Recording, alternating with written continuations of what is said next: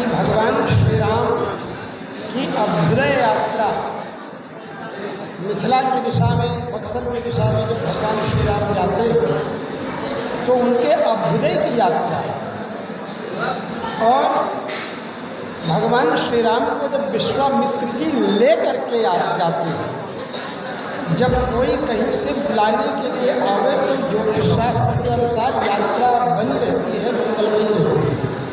सामने से बुलाने के लिए कोई आया है तो यात्रा बनी हुई रहती है। दूसरी बात, मुनि वशिष्ठ बहुत समझावा, वशिष्ठ जी बहुत प्रकार से समझाते हैं। जिस समय भेज रहे थे भगवान श्री राम को मिथिला के लिए, उस समय राम लक्ष्मण भरत शत्रुघ्न ये चारों भाई अयोध्या में ही थे। और दोबारा जब वनवास के लिए गए राम जी तो भरत और शत्रुघ्न जी अयोध्या में नहीं थे, केवल राम और लक्ष्मण जी ही थे। पहली बार की यात्रा में जब जा रहे थे तो वशिष्ठ जी ने विश्वामित्र जी से कहा कि आप इनके विवाह के लिए चिंतित थे, हम दोनों लोग विवाह की चर्चा ही कर रहे थे, उसी समय विश्वामित्र जी आ गए। इसका मतलब इनके विवाह से विश्वामित्र जी का कोई संबंध होना चाहिए, इसलिए विश्वामित्र जी के साथ आप भेजेंगे तो इनका विवाह निश्चित रूप से होगा।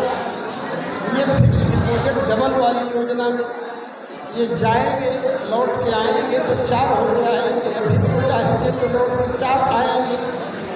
इसलिए हर से चले मुनि, विश्वामित्र जी जो है प्रसन्न होकर के चले वर के साथ, वर के साथ चले। मन राम जी भविष्यकालिक वर होने वाले, विश्वामित्र जी स्वयं लेकर के चले। उस समय कोई लेने के लिए वन से आया नहीं था राम जी को। इधर जा रहे हैं तो विश्वामित्र जी की सुरक्षा में जा रहे हैं। गुप्तन कुशिक पुत्रेण, वशिष्ठ जी कहते हैं कि कुशिक पुत्रेण कौशिकेन विश्वामित्रेण गुप्तम सुरक्षितम, विश्वामित्र जी के द्वारा सुरक्षित श्री राम को आप भेज सकते हैं, ये वशिष्ठ जी कहते हैं। इसलिए प्रण नहीं निकलेगा, थोड़ा सा योग होगा मात्र, लेकिन यह होगा कि ये विश्वामित्र जी के साथ जा रहे हैं।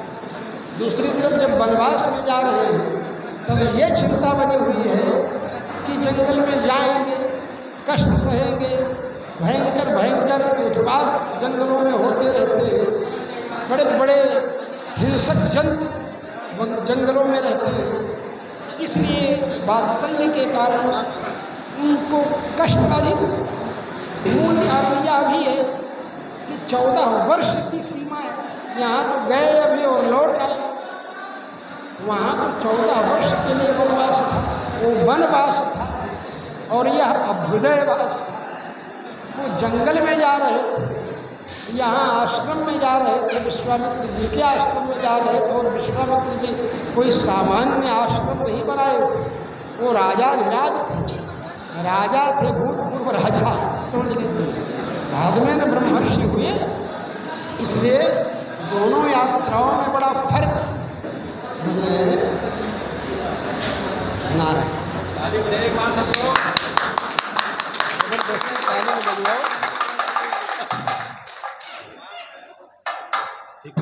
यस्यद्विरदवक्त्राद्यः पारिषद्यः परशतं विघ्नं निगृह्णन्ति सततं विश्वक्षेणं तमाश्रये। मैं स्वामी शशिधराचार्य जी वैकुंठ धाम, वैकुंठ निलयम और अलीराजपुर मध्य प्रदेश से। बड़ा ही सुंदर दिव्य अवसर है भगवान के प्राण प्रतिष्ठा महोत्सव का। भगवान बड़े ही दयालु हैं, कृपालु हैं और भक्तों पर कृपा करके इस जगत में विग्रह के रूप में आते हैं। और ये प्रतिष्ठा, प्राण प्रतिष्ठा आज से नहीं बल्कि अनादि काल से ही चला आ रहा है कि भगवान अर्चा विग्रह के रूप में प्रतिष्ठित होते हैं। आप लोगों ने श्रवण किया होगा कि प्रथम ब्रह्मा जी ने जब यज्ञ किया था तो यज्ञ हवन से ही, यज्ञ वेदी से ही भगवान का सुंदर दिव्य जो है वरदराज भगवान के रूप में प्रकट हुए थे। जो कि आज भी दक्षिण भारत में कांची में रखा हुआ है। 40 वर्षों तक वो जल में ही रहते हैं और 40 वर्ष के बाद वो जो है बाहर निकलते हैं, जो कि सभी लोग दर्शन करते हैं वहाँ, क्योंकि दक्षिण में दर्शन की ही प्रतिष्ठा है, लोग दर्शन ही करते हैं, पूजन अर्चक ही करता है। वैसे ही ये रामानुज संप्रदाय से संबंधित भगवान का सुंदर दिव्य विग्रह प्रतिष्ठित हो रहे हैं और यहाँ भी परंपरा वैसे ही दक्षिण के भांति ही परंपरा चलती है, चलती रहेगी। और यहाँ भगवान का बाहर से ही लोग दर्शन करते हैं और बड़े ही सुंदर व्यवस्था से भगवान की आराधना पूजा जो है नारद पांचरात्र के अनुसार किया जाता है। और भगवान ऐसे ही भक्तों पर कृपा करके पधारते रहें और पधारते हैं। ऐसे मंगल कामनाओं के साथ सभी भक्तों को जय सिया राम, जय श्रीमन नारायण, जय श्री राधे। कुमारदास हनुमानगढ़ी के सरपंच, आज को भवन बिहारी बिहारनु जी का प्राण प्रतिष्ठा हो रहा है।